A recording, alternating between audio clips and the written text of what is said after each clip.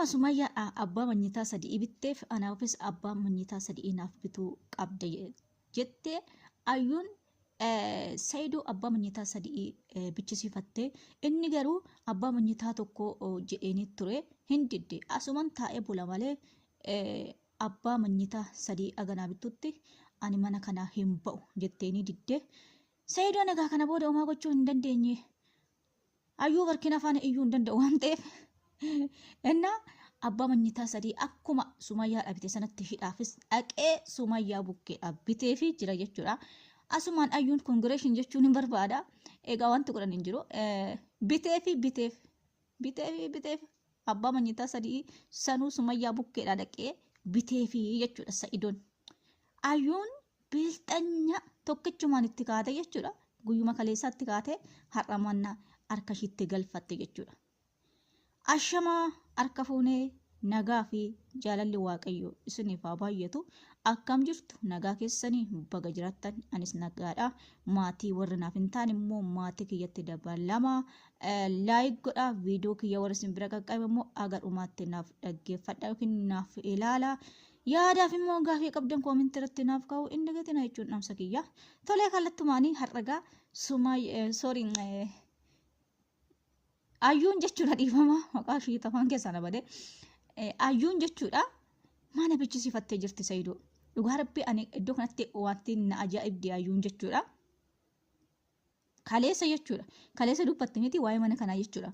Viidiyoo kaleessa gallaksanii turanii akkuma Sumayyaa dhaabittetti anaafis bituu qabda yookiin immoo inni naa bituu qabda jennaan inni qarshii hin qabu jedheen. Erga qarshii hin qabaanne immoo mana Sumayyaa dhaabitte sana naaf maqaa kiyyatti geeddartee mana sanatti galuun qabaa mana kiraa keessaa bahee ati yeroo olii gaddeemtu namni mana kiraa naa kaffaluun jiru eessan dhaqa jettanii kaleessa viidiyoo gallaksanii turanii dubbataa turte jechuudha.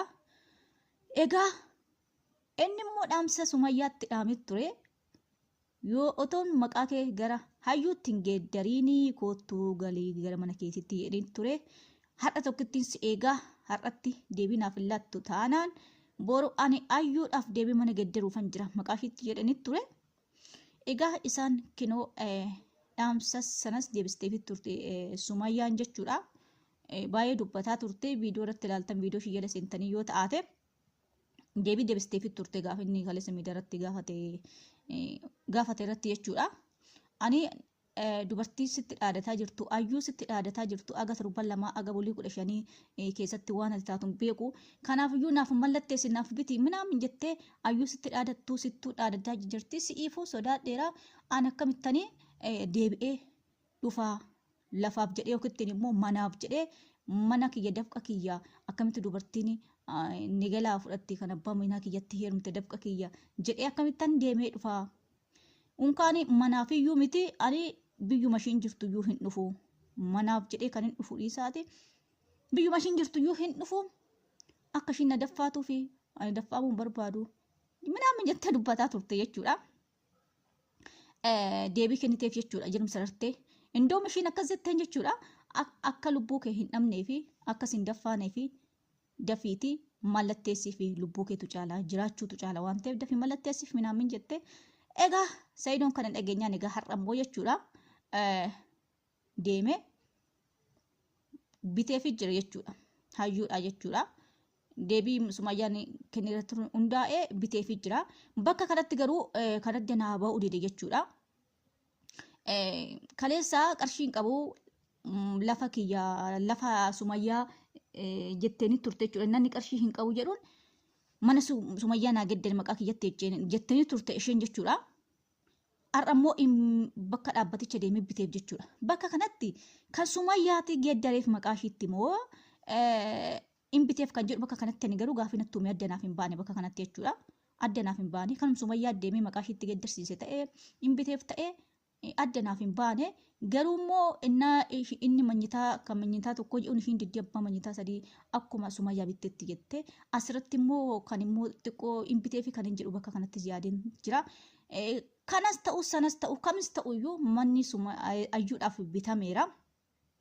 Ayyuun baga gammadde Ayyuun barkinaa baga gammadde egaa Ayyuu barkinaa warri kan dhiifama naa godha dhugaa ayyuu barkinaa sumayyaatu jedhe kin hoggaa sumayyaatu jedhe sumayyaatu boggaasee afaan garumsaatti nu kaasaa waan ta'eef waagumaa gochuu hin dandeenye kanaaf iyyuu dhugaa rabbi bilxanya በጣም itti cimtuudha ishiin jedhani ani ishiirumayyuu nan adannaqe jechuudha hayyuudhuma jechuudha kaleessa naabittu malee ijoon utuu hundumtootoo inni abbaa manaa qabu abbaa manaa isaa hundumtootoo kana naa godhe jedhee sirr jedhee bakka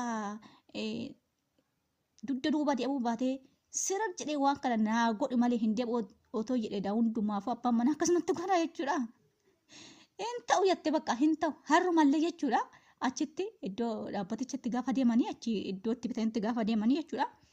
Bakka abbaa manyitaa sadii tokko innaa baafeessuma asuman taa'ee bula malee abbaa manyitaa sadii akkuma sumayyaa yoo ta'e malee asumayyuu hin baasun bula malee jettu. Arabasuma innaa akkasiidha. Lamaan inni mishiin waan barbaadde taatus namni ayyuun siif hin taatu jedhuunis ayyuun maraatuudha jedhaniinis ayyuu barkinaa jedhaniinis waan barbaade otuma jennuuni otuma biyyi jedhuuni jechuudha. Isheen kan caalutti dabarteetti ginu jechuudha. Baay'een namaa otoo hiiki siin taatu kun maraatuudha hiiki otoo jedhanuunu keessumattuu samuun innaa yaasuun ilkaan cabsite sanaaf gurbaa sanatti hin cannatte namoonni baay'een hiiki siif hin taatu nama ajjeesti minam jechaanii turanii koomintii isaa irratti eenyusaa chaanaalii isaa jala seenanii koomintii irratti garuu inni hiikuu miti kan caalu iyyuu mana kinu miliyoona meeqa harka ishii galchee otuma biyyi dutu ishiin kinu mana miliyoona meeqa otoo hin dafqiin otoo hin xaariin otoo hin dadhabiin natsaa kan miliyoona meeqa hin harka ishii galfatte har'a gammachuu guddaa keessa jirti guyyaan har'a guyyaa hayyuuti guyyaa gammachuu addaati egaa gammachuu ishii fiixaan ishiidhaaf bu'uun jira. Ordoftoonni kiyyamoo viidiyoo gabaabduu waraabee aga xumuraatti naaf dhaggeeffadha aga xumuraatti naaf ilaala wanti immoo isinis qayyimsiise yoo jiraate dogoggorri dhiifama naaf godhana of galchaa turtii gaarii isiniif haa ta'u baay'ee.